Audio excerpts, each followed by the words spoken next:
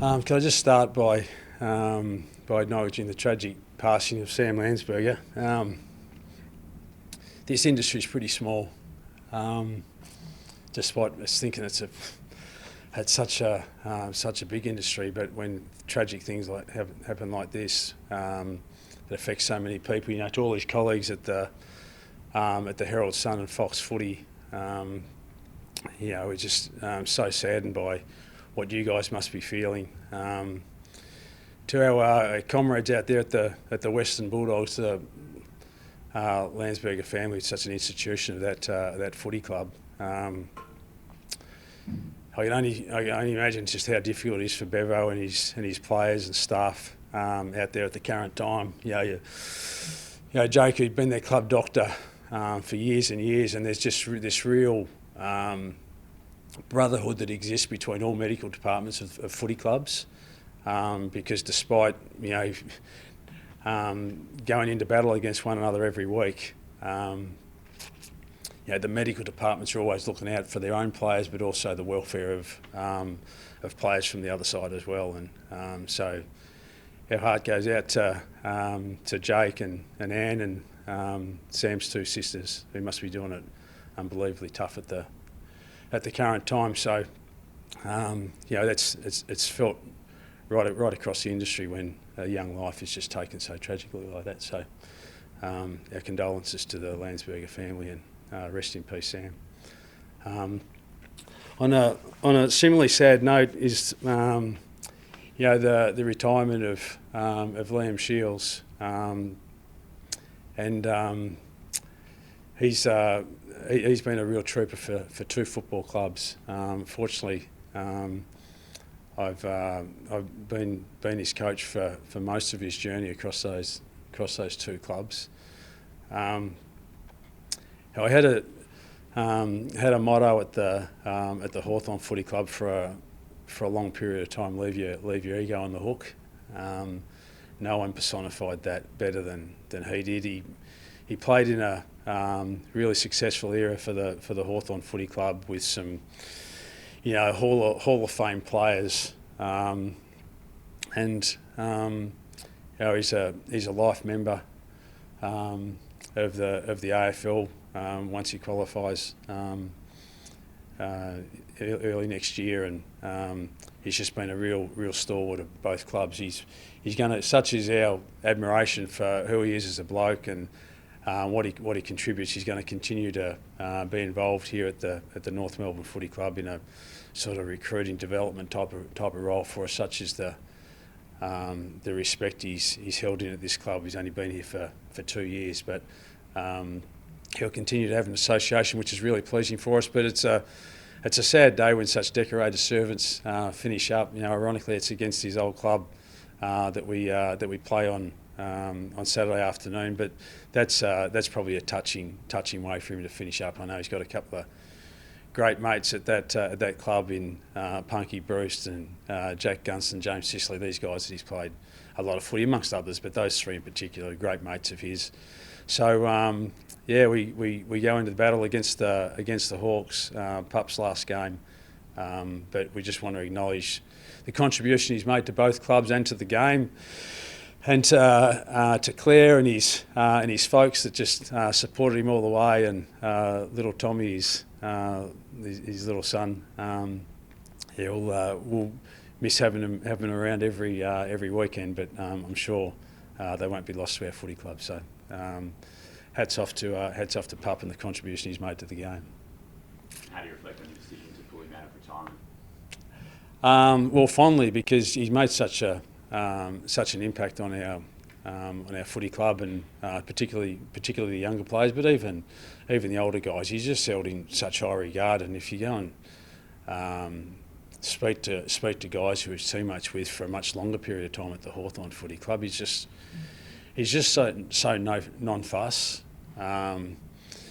He's got this Irish heritage that is just so grateful for opportunity. It just carries down through generations. That's come through his folks' generation, and just this sacrifice for himself for others. it's just extraordinary, really, and all his teammates know it. Here at the North Melbourne Footy Club, all his teammates know it at the Hawthorn Footy Club, and that's why he's held in such high regard. And he doesn't get the fanfare, doesn't seek the fanfare. That's for others, but he was just as important a player to us at Hawthorn in that successful era as some of the more decorated players, to the public eye.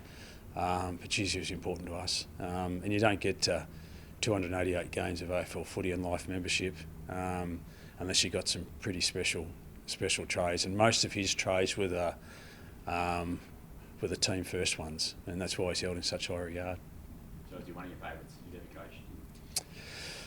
Well, he's right up there. There's favourites for different reasons, really, but it's not so much favourites. It's just admiration for guys that, and part of it is just doing it over a long period of time, and the adjustments that you need to make to the positions you play, the game styles, the clubs that you play for. It's a long journey, 16 years, and the admiration more so than favouritism is just these guys that can do it over a long period of time, and he's one of them. How do you look back on your season? Winning isn't obviously the way to define success. Otherwise, it wouldn't be a fair representation. But how do you look back on sort of the progress you made? You turned a corner seemingly mid-season, and then how have you rated sort of the finish and just another? We since the bye we've been really competitive in all games. We were really disappointed last week. Couple of extenuating circumstances with some injury, but by and large, the Dogs were just far too good for us, and I think they could cause some real damage in September. And Sydney's the other side that,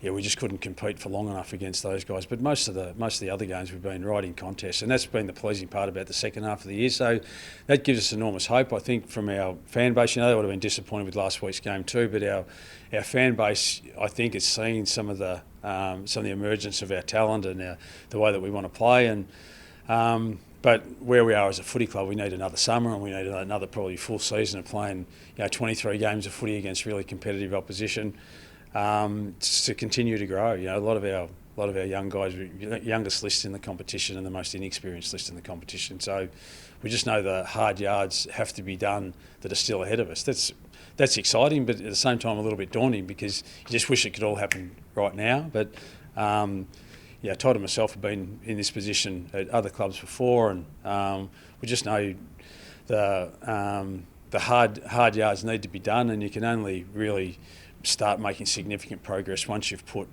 significant building blocks in place.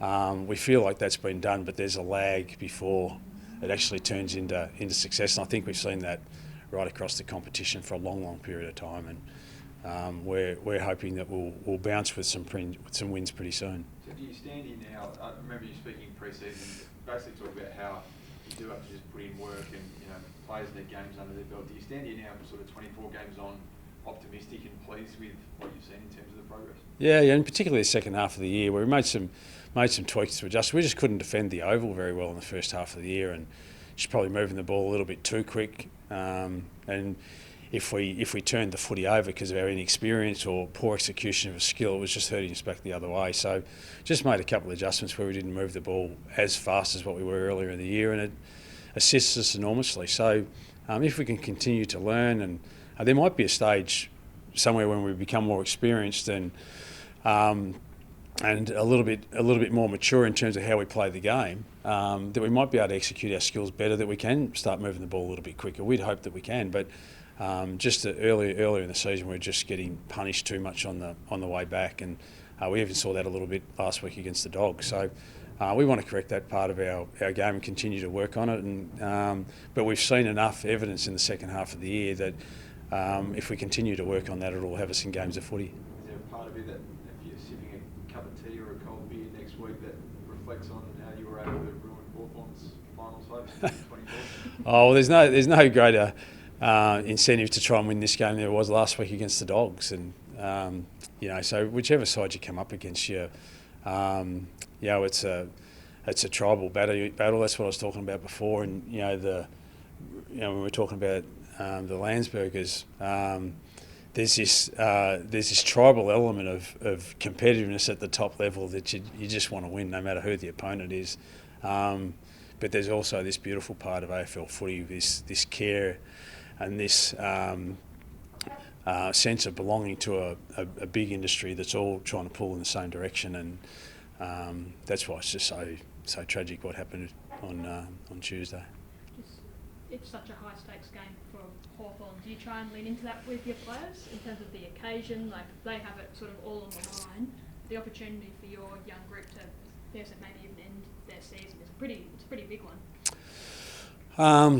Yeah, well, that question was asked of us last week, leading into the Bulldogs game, and we didn't. Maybe we should have. I don't know. It didn't help us too much last week. Yeah, we're just trying to really focus on the things that we can control, and as I said, if we perform the way that we want to perform, then we'll make it difficult for any side that we're playing against, and we did that pretty well for the second half of the year, except for 2 games in particular against Sydney and the Western Bulldogs, and we're hoping that we can just rectify things a little bit better to make Hawthorn really earn their spot in September if they can get over the line on Saturday.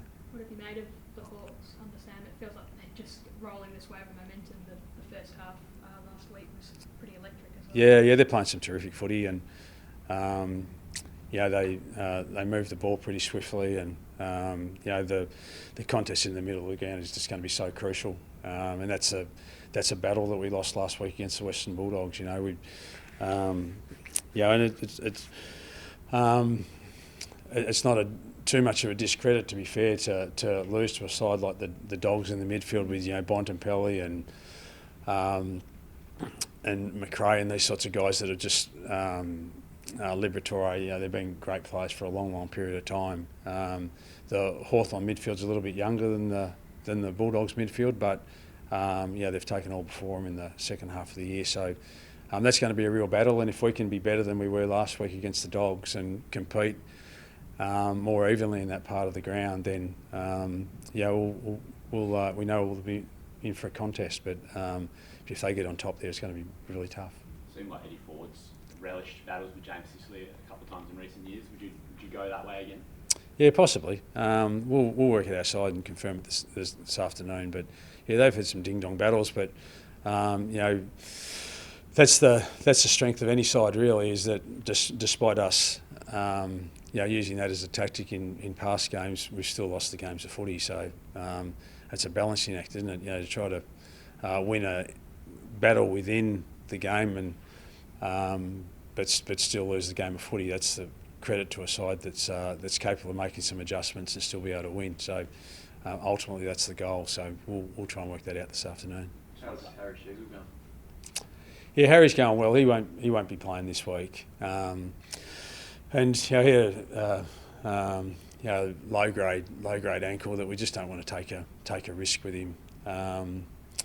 If it was a final, perhaps I think he would have been pushing a hell of a lot harder. He even said to me this morning, "I feel like I can play," but it's like, why take the risk of interrupting his pre-season? We know where we're at as a footy club, and part of that is just clear focus on where we need to go, and let's not take a risk. There'd be every chance that if that was a big final, that he would have been putting his hand up big time to try to play. But we just don't want to take a risk with him. I just wanted to ask you about Luke Davis-Uniacke, out of contract next year. There's been talk about his future. Would it be an ideal situation for you and the club to have it locked away before the start of next year, just so you don't have to go through the rigmarole? Yeah, more than likely.